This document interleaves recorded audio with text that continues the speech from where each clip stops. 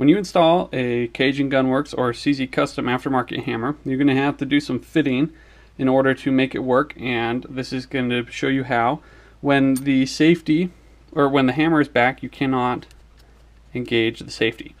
And that is because when the geometry changes, right in here, you can see that the Sear arm is now further forward and down. And this right here is the safety. So as I try to turn it back, the nose right here is down in front.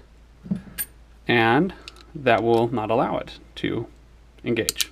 So we need to remove material. Either you can do it A, from the top of the safety bar, or this arm up from the safety bar, or from underneath the arm of the Sear. And I always do the Sear. It's cheaper to replace.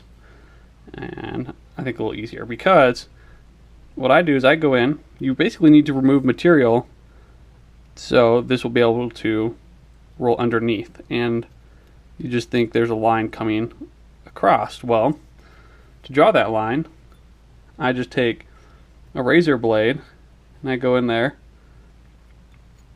and just ever so slightly, you can do a knife or something, but I'm getting the edge of the blade right up against the Sear. If I roll too far this way, I'm going to scrape along my Sear cage.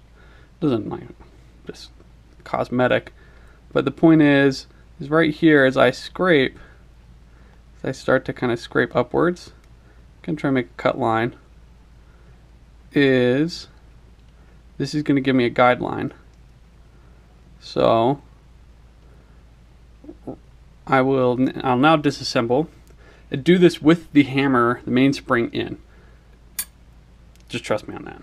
It doesn't, you need that tension there.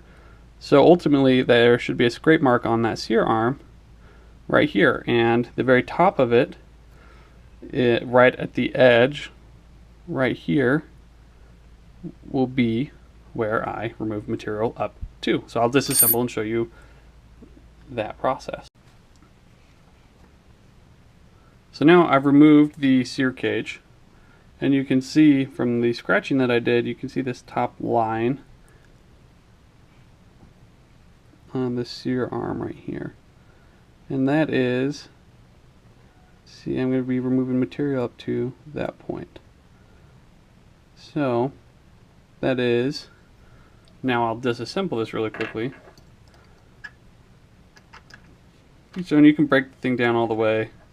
If I can, I like to try and avoid removing every last little piece. Just pull the Sear pin out enough. There we go. So now, as I was showing you, removing material down to where the marking, so just up. So remember, I was scratching upwards, so you know where that stops, and it may be kind of hard to capture. Each will have their own, but you'll see yours. So I'm removing material from this face upwards to get this fitted, and go slowly, because this is the one part where I messed up and had to buy new ones before, is because I overdo it and then it just doesn't work anymore. So just slowly move that material up. I use a belt sander with very, very fine grit and paper because it goes quickly, too quickly once. You can use a file, you can use Dremel, and just remove again the material from right here and work upwards, reinstall it, test it, and move forward from there. So that's the process, and I'll show once I'm done. Alright, so I just went and I've removed material from the bottom face right here. So now really all you're doing is putting this, reinstalling it, and seeing if it works. So I'll go through that process, and I'll do it on video just for the kicks.